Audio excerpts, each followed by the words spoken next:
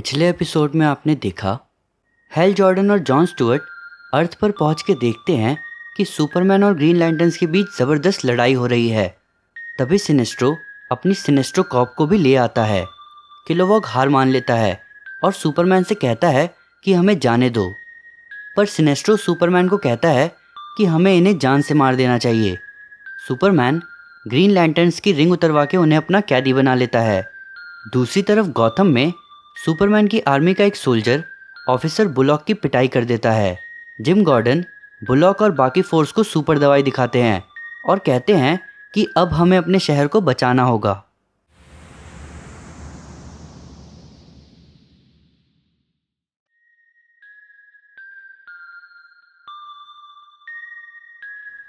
और एकल यानी बारबरा ब्लैक कैनरी यानी डायना को फ़ोन करके कहती है कि मुझे तुम्हारी यहाँ ज़रूरत है।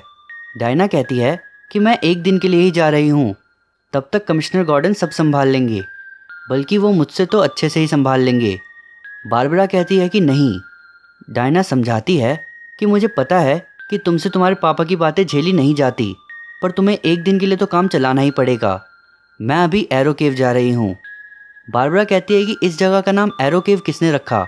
डायना कहती है कि सही में हार्ली क्विन ने इसका नाम क्विवर रखा था। तभी डायना बारबरा को कहती है कि रुको, और तब हम देखते हैं हार्ली क्विन को डायना के आगे एक बो और एरो लिए। डायना बारबरा को फ़ोन काटते हुए कहती है कि मैं बाद में बात करती हूँ। डायना हार्ली से पूछती है कि तुम यहाँ क्या कर रही हो। हार्ली ठीक से जवाब नहीं देती। डायना फिर उससे पूछती है। तब हार्ली बताती है कि मेरे पास कोई जगह नहीं है जाने के लिए और ग्रीन एरो ने मुझे कहा था। तभी डायना उसे बीच में रोक के कहती है कि निकल जाओ यहाँ से। हार्ली कहती है कि ये तुम्हारा केव नहीं है। डायना फिर से कहती है कि जाओ। तभी हार्ली अपने चप्पल उतारने लगती है। डायना पूछती है कि तुम सही में लड़ना चाहती हो। हार्ली कहती है कि बिल्कुल। तभी हार्ली अपने दोनों चप्पल डायना की तरफ फेंकती है और डायना उन्हें बीच में ही पकड़ लेती है। हार्ली उससे कहती है कि तुम्हारे हाथ में जो चप्पल है वो कभी भी फट सकता है, और वो अपने कान बंद कर लेती है। डायना भी अपने चप्पलों को दूर फेंक के अपने कान पे उंगली लगा लेती है। थोड़ी देर बाद वो हार्ली से बोलती है कि वो नहीं फटने वाले थे ना। हार्ली कहती है कि और नहीं तो क्या, मैं मजाक कर रही थी। तभी डायना पीछे मुड़ के ज़ोर से चिल्लाती है और हार्ली दूर जाके गिरती है। थोड़ी दूर जाके हार्ली खुद को संभालते हुए कहती है कि अब तुम्हें एक ज़बरदस्त हथौड़ा लगने वाला है, और हार्ली अपने मैलेट यानी बड़े से हथौड़े को लिए डायना की तरफ बढ़ती है। अचानक डायना हार्ली को बीच में ही रोकती है। हार्ली हथौड़े को बीच हवा में रोक के पूछती है कि मुझे लगा हम लोग लड़ रहे हैं। डायना अपना मुंह पीछे करके कहती है कि मुझे थोड़ा वक्त दो बस। हार्ली पूछती है कि ऐसा अलाउड है क्या। डायना अपना मुंह नीचे करके बैठी होती है। हार्ली उससे पूछती है कि क्या तुम ठीक हो। अचानक डायना हार्ली को एक बकेट लाने को कहती है। हार्ली तुरंत उसे पास पड़ा बकेट पकड़ाती है, पर इससे पहले हार्ली आगे कुछ पूछती, डायना उस बकेट में उल्टी करना शुरू करती है। हार्ली से ये देखा नहीं जाता। वो पूछती है कि तुम्हारी दिक्कत क्या है। डायना अपना मुंह पोंछते हुए कहती है कि नहीं, सब ठीक है। अचानक हार्ली बोलती है कि मैं समझ गई, तुम्हारी तबीयत ठीक नहीं है। डायना अपना सर पकड़ के बोलती है कि मैं तुमसे कुछ डिस्कस नहीं करने वाली, आओ लड़ाई कंटिन्यू करें। अचानक हार्ली बोलती है कि मैं फिर समझ गई, तुम प्रेग्नेंट हो। डायना हार्ली की तरफ देखती है, फिर वो वापस उस बकेट में लग जाती है और हार्ली ज़ोर से हंसती है।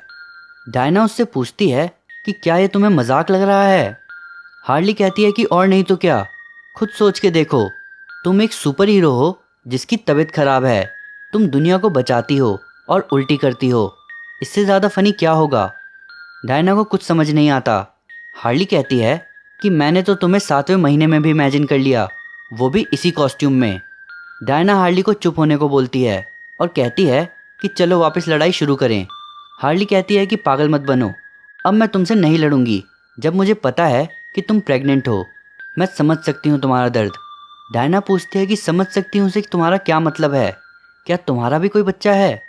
हार्ली और डायना शांत हो जाते हैं। हार्ली डायना को देख के कहती है कि चलो लड़ते ही हैं।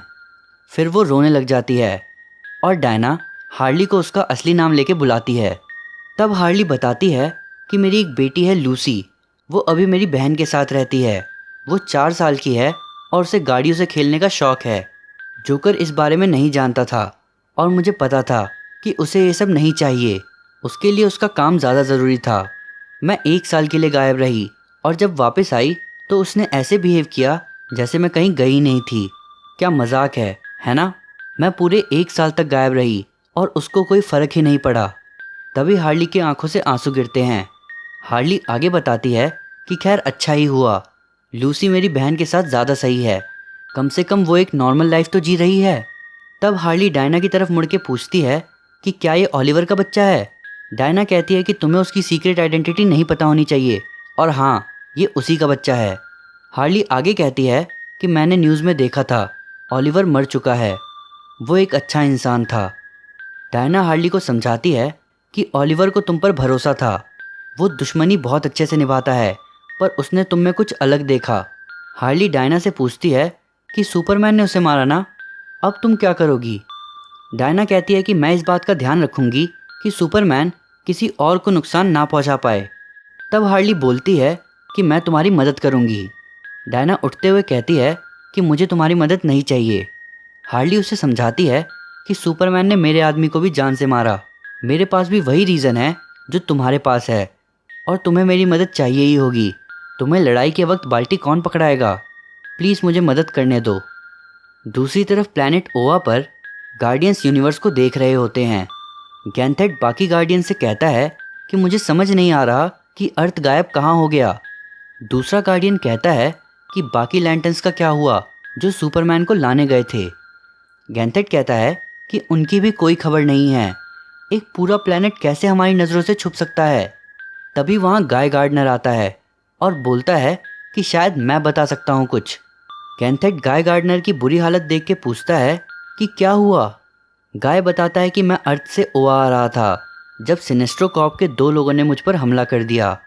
एक को तो मैंने संभाल लिया, पर दूसरे से मुश्किल से ही बच के आ पाया। वो लोग ओवा और अर्थ के रास्ते पर नज़र रख रहे हैं। गैंथेट पूछते हैं कि वो रास्ते पर नज़र क्यों रख रहे हैं। गाय बताता है कि इसीलिए मैं यहाँ आ रहा था। सिनेस्ट्रो अर्थ पर है और अब वो सुपरमैन के साथ हो गया है। दूसरा गार्डियन कहता है कि ये तो हमने सोचा भी नहीं था। तब गैंथेट कहता है कि अब मुझे समझ आया कि अर्थ हमें क्यों नहीं दिख रहा। और तब गैंथेट गाय से पूछता है कि उन लैंटर्न्स का क्या हुआ जिन्हें हमने भेजा था। गाय बताता है कि उनमें से कई जिंदा हैं, पर मैं कुछ कह नहीं सकता क्योंकि मैं जल्दी जल्दी वहाँ से निकल गया था। पर मैं इतना जानता हूँ कि काइल के साथ क्या हुआ। दूसरा गार्डियन पूछता है कि हेल जॉर्डन और जॉन स्टुअर्ट का क्या हुआ। गाय कहता है कि मुझे नहीं पता, पर मैंने उन दोनों को सिनेस्ट्रो के साथ होते नहीं देखा। गैंथेट कहते हैं कि उनकी हाल ही की हरकतों को नज़रअंदाज करते हुए मैं उन पर भरोसा करना चाहूँगा। वो दोनों काम के साबित हो सकते हैं वक्त आने पर। तभी गाय बोलता है कि आपका क्या मतलब है वक्त आने पर? वक्त आ चुका है। हम सिनेस्ट्रो को अर्थ पर नहीं छोड़ सकते। गार्डियंस गाय को समझाते हैं कि हम अभी कुछ नहीं कर सकते। सिनेस्ट्रो कॉर्प और सुपरमैन की लीग को हराने के लिए एक बड़ी फोर्स चाहिए और हम सारे लैंटर्न्स को इस टाइम नहीं बुला सकते। अभी यूनिवर्स में और भी बड़ी जंग चल रही है जिन्हें इग्नोर नहीं किया जा सकता। और अगर हमारे पास फोर्स आ भी जाती है, हम अटैक नहीं कर सकते क्योंकि इस अटैक से जिस अर्थ को हम बचा रहे हैं वही तबाह हो जाएगा। तब गाय पूछता है कि क्या हम सुपरमैन और सिनेस्ट्रो को इग्नोर कर दें। गैंथेट कहते हैं कि नहीं, पर जल्दीबाजी में कुछ नहीं किया जा सकता। अर्थ के लोग अभी अकेले हैं। तभी गाय कहता है कि नहीं, वो बिल्कुल अकेले नहीं हैं। तब हम देखते हैं गॉथम में बैट वुमेन, हंट्रेस और ब्लैक कैनरी को। ब्लैक कैनरी यानी डायना ऑरेकल से पूछती है कि कितने लोग हैं। ऑरेकल बताती है कि वहाँ 2 लोग होने चाहिए। वो बहुत सुनसान जगह है तो बाकी फोर्स को पता भी नहीं चलेगा। हंट्रेस कहती है कि ठीक है। ऑफिसर बुलॉक पूछता है कि क्या हम जान सकते हैं कि ये ऑरेकल को ये डिटेल्स कहाँ से मिलते हैं। हंट्रेस कहती है कि नहीं। तभी वहाँ ज़ोर से आवाज़ आती है और ऑफिसर मोंटोया और बुलॉक उस आवाज़ की तरफ जाते हैं। ब्लैक कैनरी उनको जाते हुए समझाती है कि जब तक उनकी कम्युनिकेटर ना निकाल दो तब तक उन पर अपनी ताकत मत दिखाना। तब वो दोनों वहाँ पहुँच के देखते हैं कि सुपरमैन की आर्मी का एक सोल्जर एक गली में कुछ बच्चों को परेशान कर रहा था। तभी उसके सर पर एक गोली टकरा के चली जाती है और ऑफिसर मोंटोया कहती है कि उन्हें जाने दो। वो सोल्जर उस बच्चे को नीचे गिरा के कहता है कि तुम्हें पता नहीं कि हम पर बुलेट्स का कोई असर नहीं होता। तभी एक और गोली आकर उसकी आंख पर लगती है और ऑफिसर मोंटोया बोलती है कि तुम्हें लगे ना लगे, हमें तो बहुत अच्छा लगा। तभी दूसरा सोल्जर ऑफिसर बुलॉक को देखकर बोलता है कि तुम यहाँ क्या कर रहे हो? तुम्हें तो मैंने उस दिन खिड़की से फेंका था ना। ऑफिसर बुलॉक को गुस्सा आता है और वो पूछता है कि वो तुम थे। मोंटोया बुलॉक को रोकती है कि अभी नहीं। तभी वो दोनों सोल्जर मोंटोया और बुलॉक की तरफ बढ़ते हैं और उनमें से एक पूछता है कि तुम तो पुलिस हो ना, क्या आप गौथम पुलिस डिपार्टमेंट हमसे पंगा लेना चाहता है? बुलॉक कहता है कि रुको, मैं तुम्हें सारे जवाब दूंगा, एक बार मेरी दोस्त की लैंडिंग तो हो जाए। तभी हंट्रेस उन दोनों के बीच में आती है और इससे पहले वो दोनों कुछ बोल पाते, हंट्रेस उन पर अपनी स्टिक से अटैक करती है। फिर हंट्रेस ऑफिसर्स को बोलती है कि इनके कम्युनिकेटर बेकार हो चुके हैं और ओरेकल बताती है कि उन दोनों को साथ वाले वेयर हाउस में ले जाओ। बुलॉक कहता है कि शौक से, और तब वो उन दोनों को जवाब देता है कि हाँ, हम पंगा लेना चाहते थे। और बुलॉक उन दोनों को उठाता हुआ वेयर हाउस में जा घुसता है और आगे कहता है कि अब मुझे अच्छा लगा। उन दोनों सोल्जर्स में से एक ऑफिसर को बोलता है कि ये कैसे हो सकता है, पर दूसरा कहता है कि कोई बात नहीं, हम फिर भी इन्हें हरा सकते हैं। ऑफिसर मोंटोया बोलती है कि शायद तुम हम दोनों को हरा सकते हो, पर हम दो नहीं हैं। और तभी बैट वुमेन उछल के आती है और उनमें से एक को ज़मीन में गाड़कर दूसरे की तरफ देखती है और पूछती है कि तुम्हारा क्या कहना है। वो सोल्जर भागने लगता है। मोंटोया कहती है कि ऐसा सुपर सोल्जर कहीं नहीं देखा। फिर वो अपने कम्युनिकेटर पर कहती है कि वो वेस्ट साइड वाली दीवार पर आ रहा है। तभी हमें जिम गॉर्डन दिखते हैं जो कि अपना हाथ आगे करके उस सोल्जर को नीचे गिरा देते हैं और तीनों ऑफिसर और ब्लैक कैनरी उसे घेर के खड़े होते हैं। बुलॉक उसे धमकी देता है कि अब तुम किसी से कुछ नहीं बोलोगे, पर जिम गॉर्डन कहते हैं कि नहीं, इन दोनों को उठाओ और लेकर आओ। हम इनसे जितनी इन्फॉर्मेशन निकलवा सकते हैं निकलवाएंगे और जब तक हो सकेगा इन्हें कैद करके रखेंगे। अब कोई धमकी नहीं।